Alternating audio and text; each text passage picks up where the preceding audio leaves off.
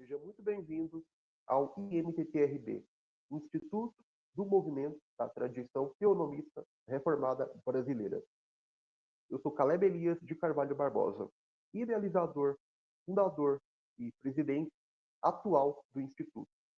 Esta é a segunda e última parte da nossa série especial sobre a aplicação civil da Lei de Deus.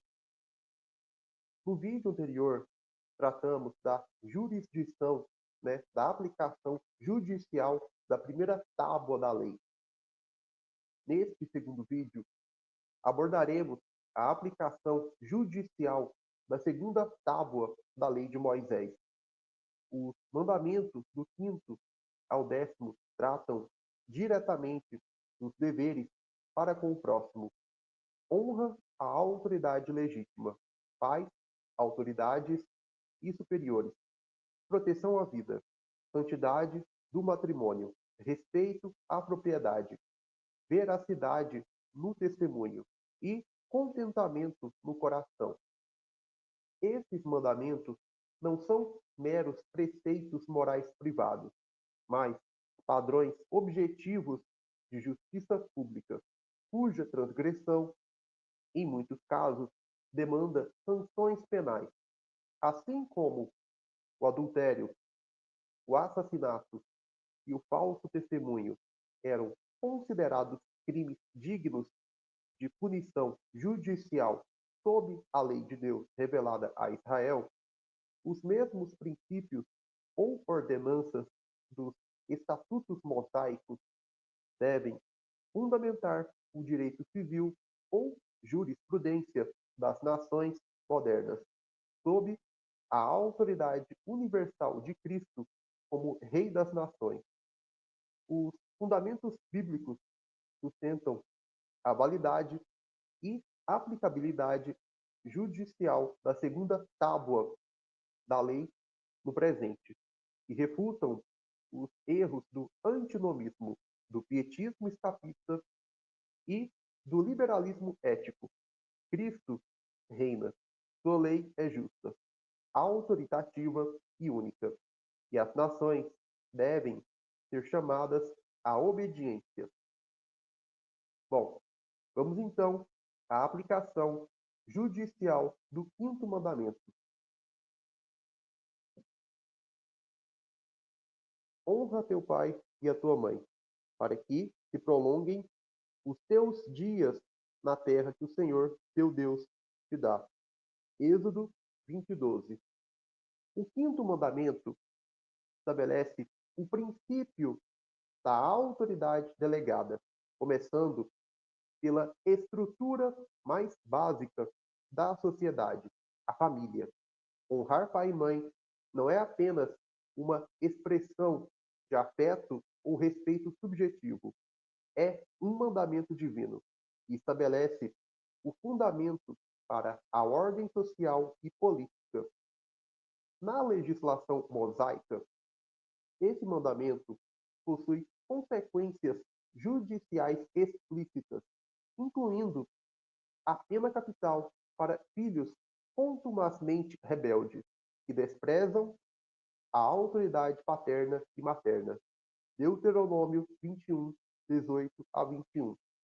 Isso demonstra que o Estado teocrático cristão não é indiferente à quebra da autoridade familiar, pois a desobediência rebelde e insolente contra os pais é tratada na perspectiva da lei bíblica como um atentado contra a estrutura social ordenada por Deus. A família, portanto, é vista como uma instituição pública e jurídica, e não apenas privada. Os pais exercem um governo representativo de Deus sobre os filhos, e desonrá-los é, em essência, desonrar ao próprio Deus, atentando contra o primeiro princípio de autoridade na criação.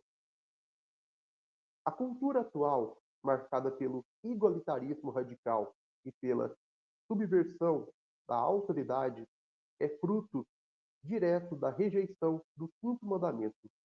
Uma sociedade regenerada pelo Evangelho e orientada pela lei de Deus precisa restaurar a centralidade da honra e da submissão nas relações familiares, reconhecendo que esta é uma questão de justiça pública e não meramente de virtude privada.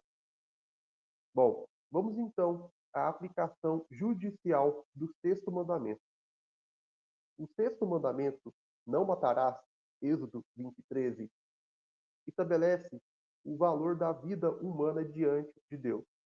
Esse mandamento é expresso de forma negativa, proibindo o assassinato ou tirar injustamente a vida de alguém. E sua aplicação judicial aparece com clareza na legislação mosaica, em casos de homicídio doloso e culposo. A lei de Deus estabelece distinções entre o assassinato, homicídio doloso ou premeditado, o homicídio involuntário, culposo e até mesmo casos de legítima defesa. Em Êxodo 21:12 a 14, lemos: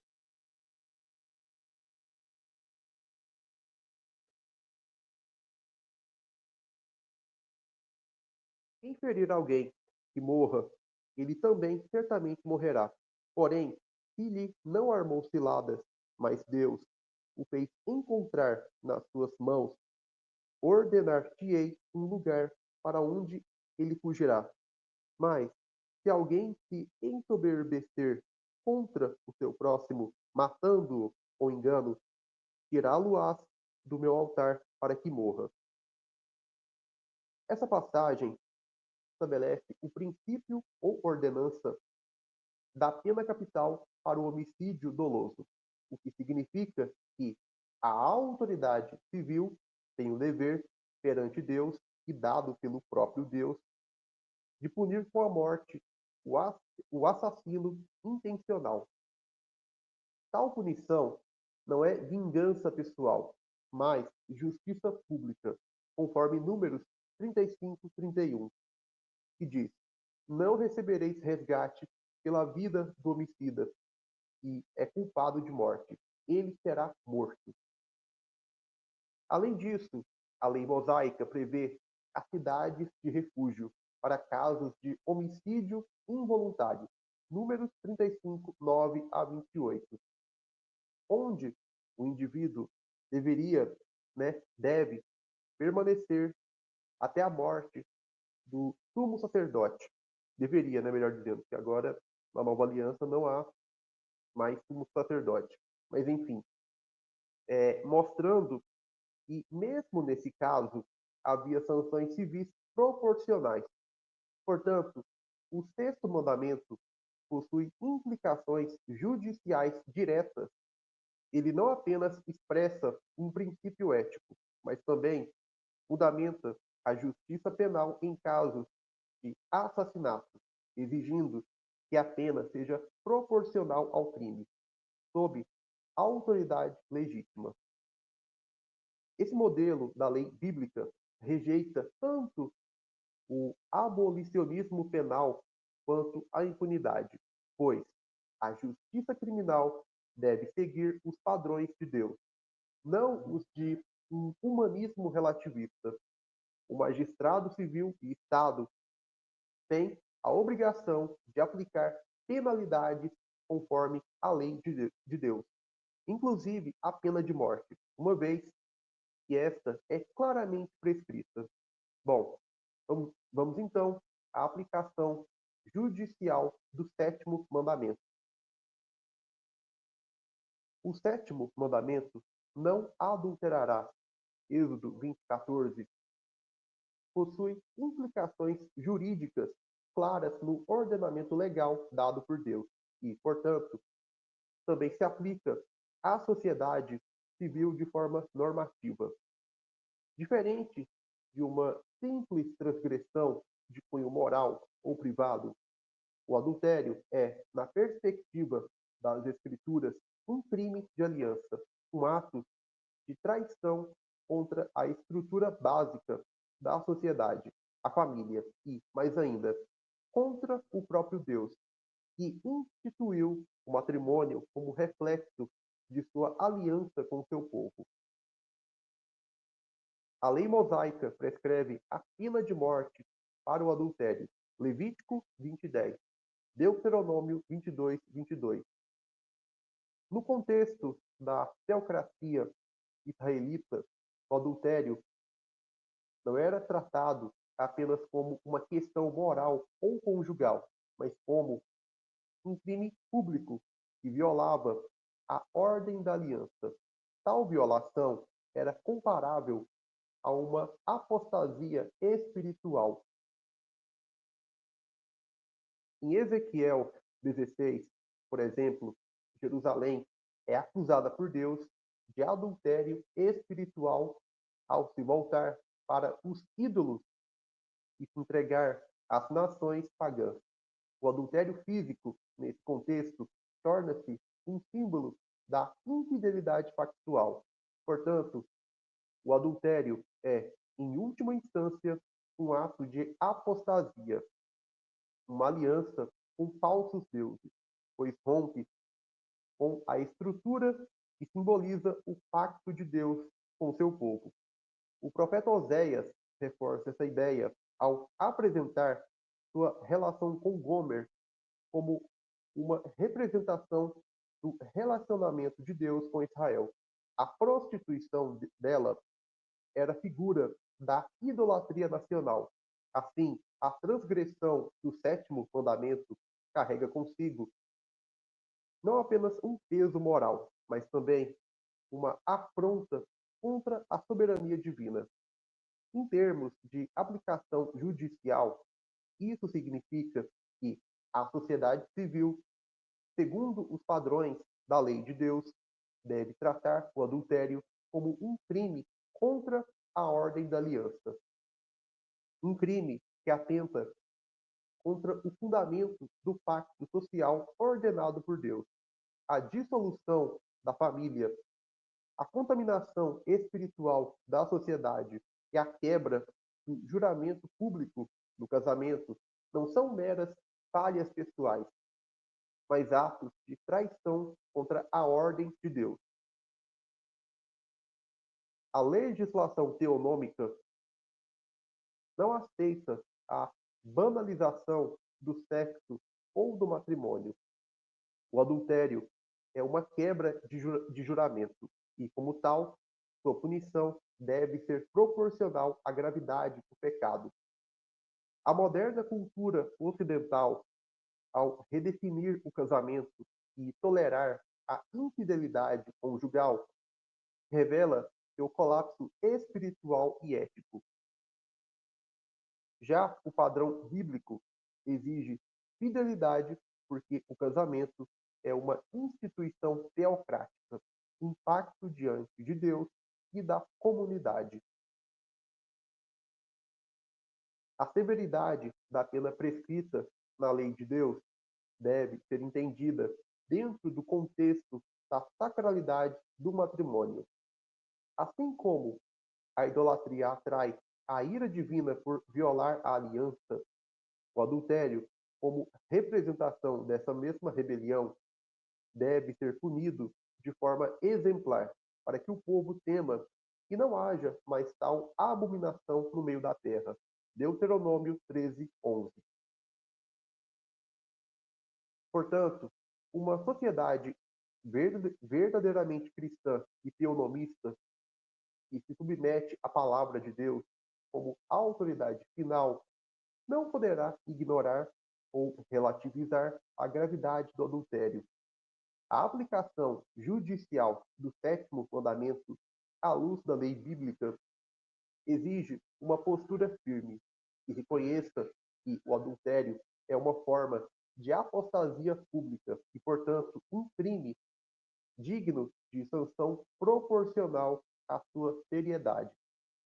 Bom, agora vamos abordar a aplicação judicial do oitavo mandamento.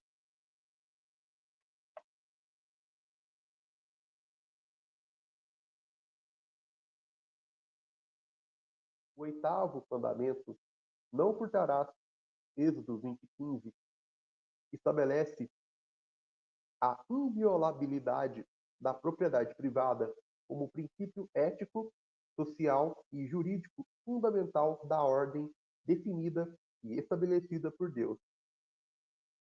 Na perspectiva bíblica, a propriedade não é um construto humano ou um produto das convenções sociais, mas uma instituição divina, enraizada na ordem criacional e garantida pelo próprio Deus. O furto, portanto, não é apenas um crime contra outro ser humano, mas uma afronta direta ao Senhor da Aliança, que é o doador de todas as posses e bens. Na lei mosaica, o furto ou roubo é tratado como um crime passível de punição judicial, e não apenas como um pecado particular. Ao contrário das concepções modernas da pena privativa de liberdade, a lei bíblica exige restituição proporcional e até multiplicada ao prejuízo causado. Em Êxodo 22:1 é estabelecido, né? O texto estabelece. Êxodo 21:1, 22:1, melhor dizendo, né? Desculpa. Se alguém furtar boi ou ovelha e o degolar ou vender, por um boi pagará 5 bois e pela ovelha 4 ovelhas. Esse princípio de restituição agravada visa não apenas reparar o dano, mas também desincentivar o crime e reeducar o criminoso quanto à justiça de Deus. Essa penalidade visa preservar a justiça, restaurar o que foi violado e punir o transgressor com equidade e proporcionalidade. A lei bíblica prevê que, em casos nos quais o ladrão não possa pagar a restituição, ele seja vendido como servo até que o valor seja quitado. Êxodo 22:3. Tal ordenança do Estatuto e Código Civil Mosaico revela que o objetivo da justiça de Deus não é infligir sofrimento sem propósito, mas corrigir o mal com base em responsabilidade objetiva, promovendo restituição e restauração, conceitos diferentes e muito superiores às penas punitivas ou carcerárias contemporâneas. Importante destacar que a legislação de Deus não se limita ao furto simples, mas inclui também outras formas de violação de propriedade, como fraudes, falsificações, retenção de salários, estelionatos e pesos e medidas desonestas. Levítico 19:11, 13, 35 a 36. Deuteronômio 25:13 a 16. Todas essas práticas, vistas como abominação ao Senhor, devem ser tratadas como crimes puníveis civilmente.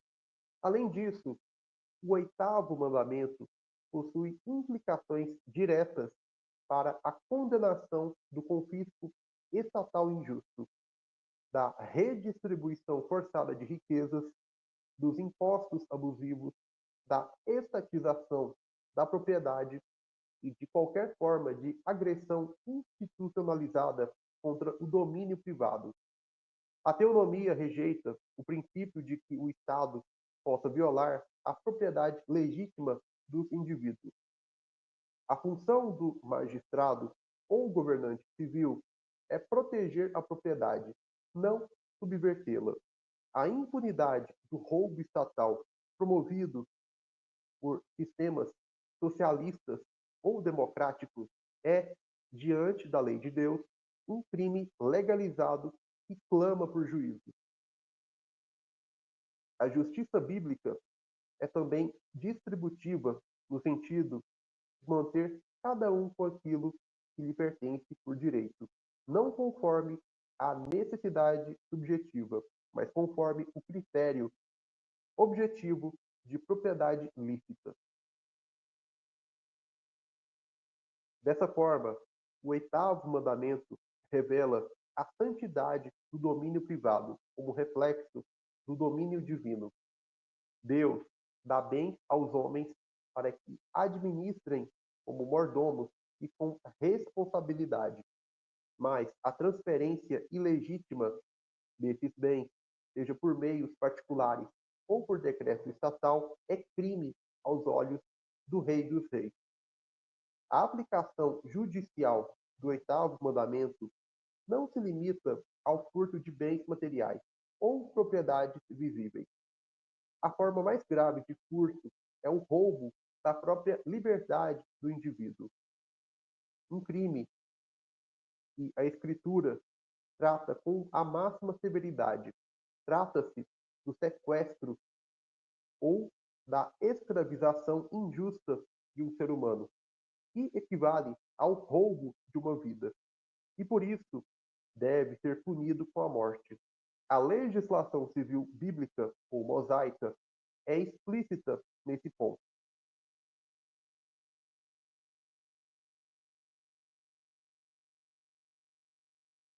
E quem furtar algum homem e o vender, ou for achado na sua mão, certamente morrerá.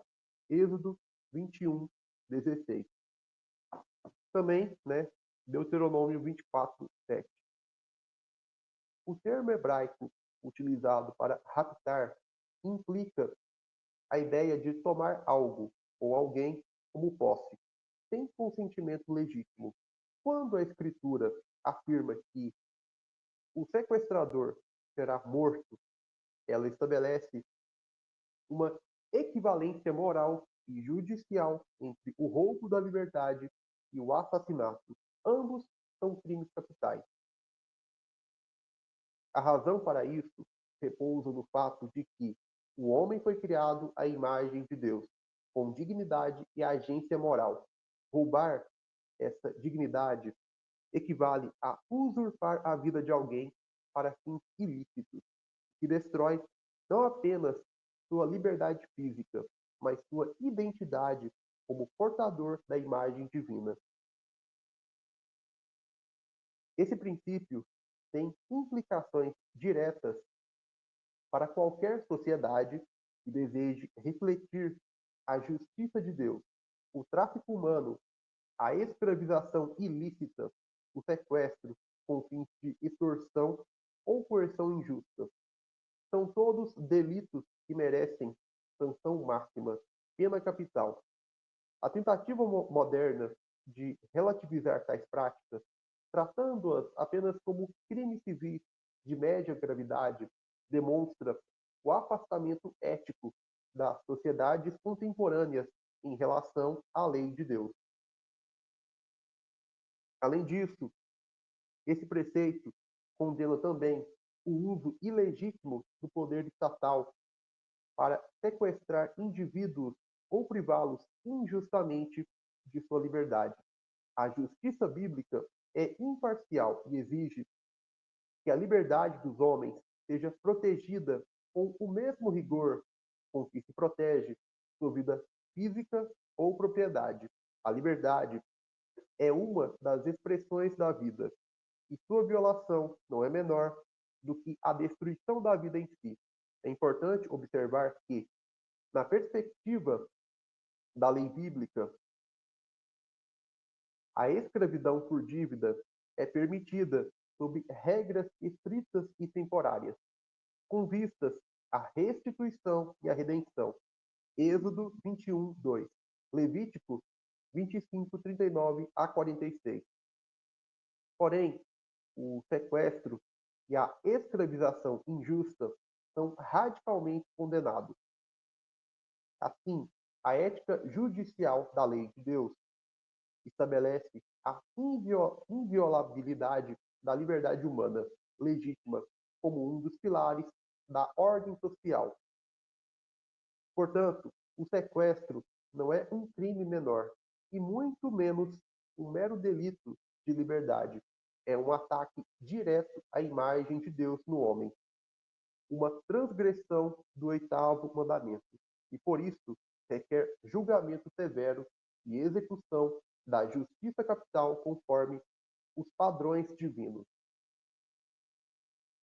Bom, agora vamos abordar a aplicação judicial do nono mandamento. Pois bem, o nono mandamento: não dirás falso testemunho contra o teu próximo. Êxodo 20:16. Protege a verdade e a justiça na vida comunitária. Embora muitas vezes esse mandamento seja reduzido a um princípio moral contra a mentira em geral, seu contexto judicial aponta para algo mais profundo: a integridade dos processos legais e o papel crucial da verdade para a manutenção de uma sociedade justa e piedosa. Na perspectiva da lei bíblica, a aplicação judicial do nono mandamento trata especificamente do falso testemunho em julgamentos, calúnias, difamações, de qualquer declaração fraudulenta capaz de perverter a justiça e prejudicar o próximo perante as autoridades legítimas. A violação desse mandamento representa uma agressão direta ao sistema de justiça de Deus e, portanto, é considerada um crime gravíssimo. Deuteronômio 19:16 a 21 define, né, e apresenta a aplicação judicial ou legislação civil específica para o falso testemunho. Se alguém se levantar com falsas acusações contra outro e a investigação revelar sua falsidade, o mentiroso deve receber a mesma pena que planejava contra o inocente. Isso revela um princípio fundamental da justiça bíblica: proporcionalidade retributiva com base na intenção e gravidade da mentira. Por exemplo, se alguém acusasse falsamente outrem de adultério, crime capital segundo a lei de Deus, e fosse descoberto como mentiroso, o falso acusador deveria ser punido com a mesma pena que ele buscava aplicar: a morte. Deuteronômio 19:19. O texto é claro: não o pouparás, a tua mão não terá piedade dele. Vida por vida, olho por olho, dente por dente. Versículo 21. A justiça bíblica é restauradora e retributiva, jamais sentimental ou indulgente com o perverso. O falso testemunho corrompe o tribunal, destrói reputações, coloca inocentes em risco e desonra o nome de Deus, que é o padrão supremo da verdade. Em uma sociedade regida pela lei de Deus, os tribunais devem refletir a veracidade e a santidade de Deus. Permitir a permanência do falso testemunho equivale a permitir o colapso da justiça e da ordem. Além do tribunal, o nono mandamento abrange também as calúnias públicas, as difamações midiáticas e os discursos enganadores no seio da sociedade. Quando indivíduos ou instituições acusam falsamente alguém, especialmente com o intuito de destruição social, política ou moral, tornam-se cúmplices de uma estrutura de iniquidade. A lei de Deus exige que tais crimes sejam tratados com a severidade correspondente à intenção e aos danos provocados. O mandamento, portanto, sustenta que a mentira deliberada contra o próximo, seja em julgamento ou fora dele, deve ser penalizada na medida da sua gravidade.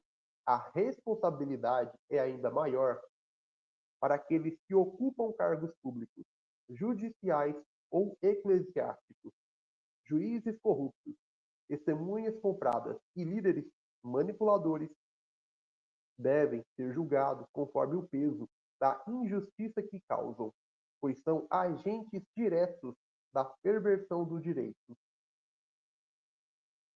Portanto, a aplicação judicial do nono mandamento é um testemunho da centralidade da verdade para a justiça pública, a integridade das palavras, o compromisso com os fatos e a imparcialidade nas acusações são exigências da lei de Deus para toda a sociedade.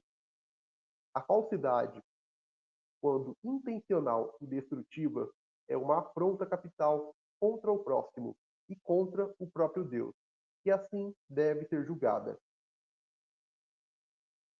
Bom, chegamos agora à aplicação judicial do 10º mandamento.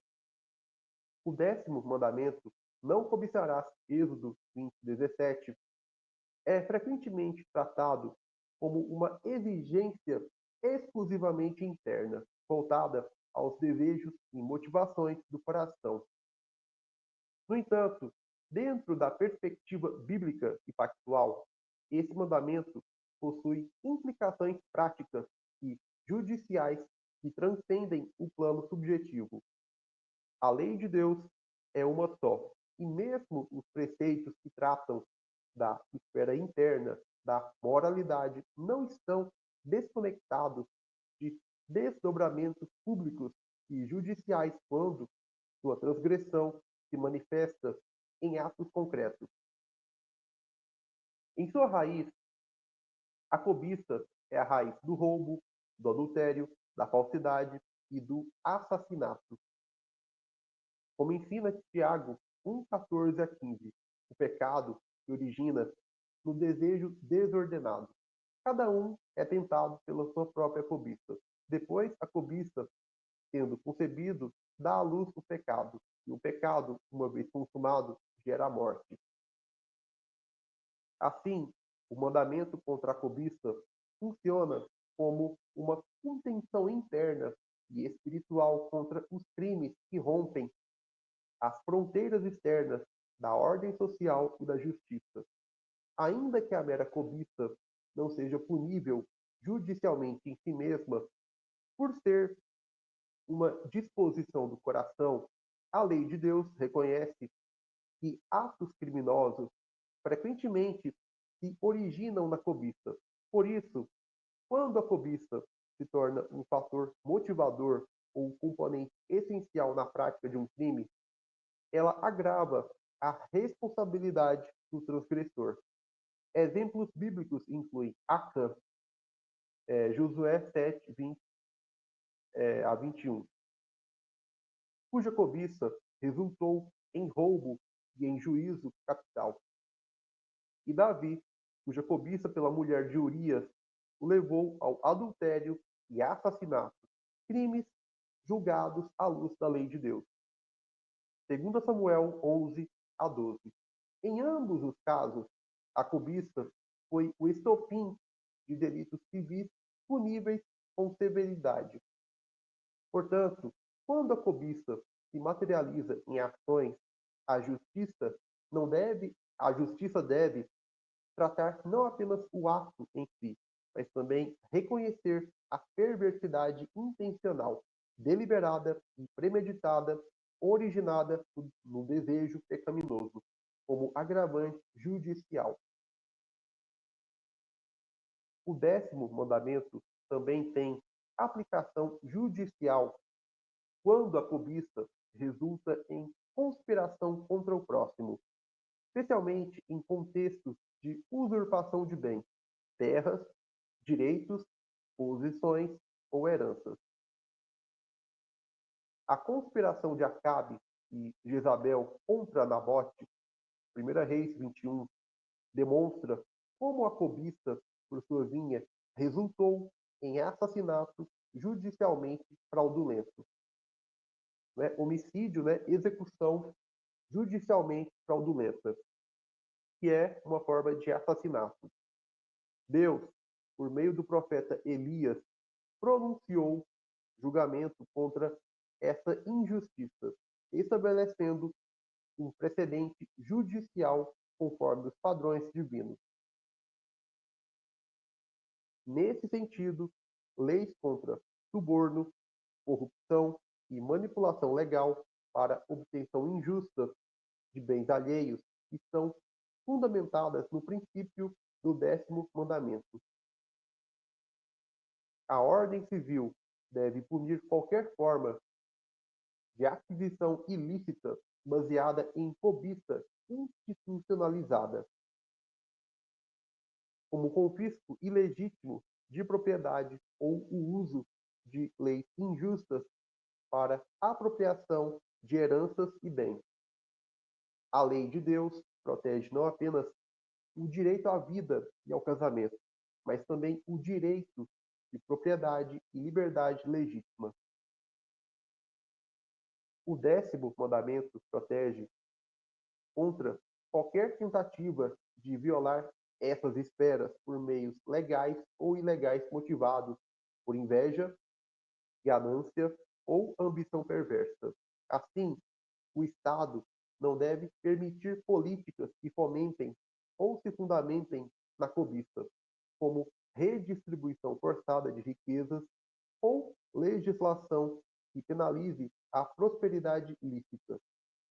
Embora o tribunal humano não possa julgar pensamentos, ele pode e deve julgar atos movidos por cobiça, quando tais desejos motivam crimes concretos.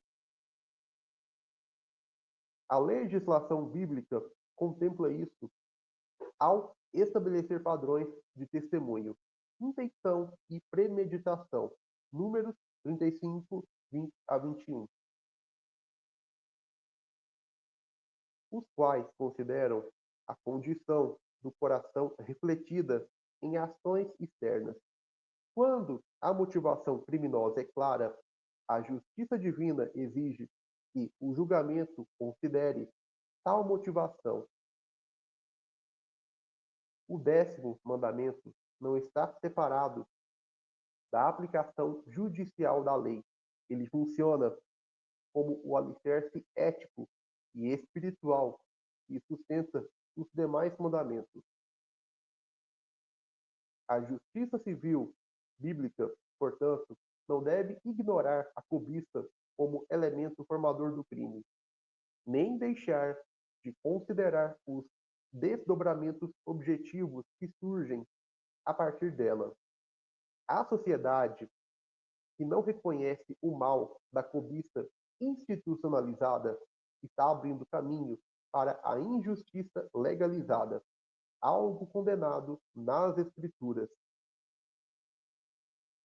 A verdadeira justiça se fundamenta não apenas na repressão do ato, mas na contenção e condenação do espírito ou intenção por trás do ato.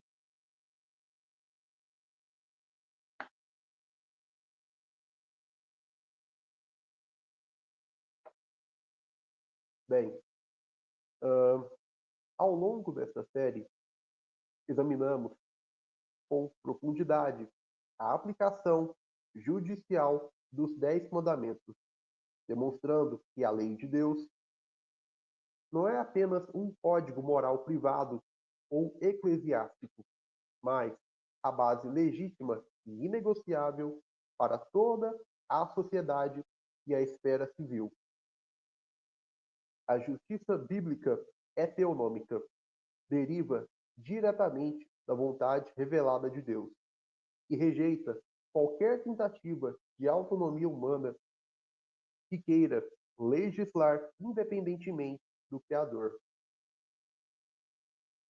Cada mandamento revela o caráter santo de Deus e define os limites invioláveis que não podem ser transgredidos sem consequências. A violação desses mandamentos, quando pública, deliberada e comprovada, exige uma resposta judicial proporcional, conforme os próprios termos das Escrituras. Sejam crimes como assassinato, adultério, sequestro, blasfêmia ou falso testemunho. Todos têm penas estabelecidas por Deus, o legislador supremo e único. A restauração da justiça começa pela submissão total e irrestrita à lei definida e revelada na palavra de Deus em todas as esferas da vida, instituições e governos humanos, pessoal, familiar, eclesiástico e civil. A Igreja deve clamar por justiça, não segundo as categorias da filosofia secular ou dos direitos humanos, mas segundo a lei do Senhor, que é perfeita, que restaura a alma e que ilumina os olhos. Salmo 19, 7 a 8. Assim, conclamamos todos os que amam a Deus a rejeitarem as bases do humanismo moderno e a se comprometerem com a reconstrução da sociedade sobre o fundamento imutável da lei de Deus. A teonomia não é uma opção entre muitas. Ela é o chamado inegável de Cristo, que reina agora, exigindo obediência das nações, à sua santa lei. Mateus 28, 18 a 20. Salmo 2. Bom, agradecemos a todos que acompanharam esta série. Que ela sirva como instrumento para a reforma da mente, do coração e das nações. Que o Senhor levante um povo zeloso por boas obras definidas por sua lei, e que a justiça do reino de Deus seja manifesta em nossa geração. Bom, pessoal, vamos ficando por aqui. Este foi o vídeo de hoje. Um forte abraço e até o nosso próximo encontro no canal IMTTRB. Curta, comente e compartilhe este vídeo e canal com outras pessoas. E é claro, se ainda não for um inscrito, se inscreva e continue acompanhando o IMTTRB nesta empreitada no YouTube. Bom, um forte abraço, Deus abençoe e até o nosso próximo encontro.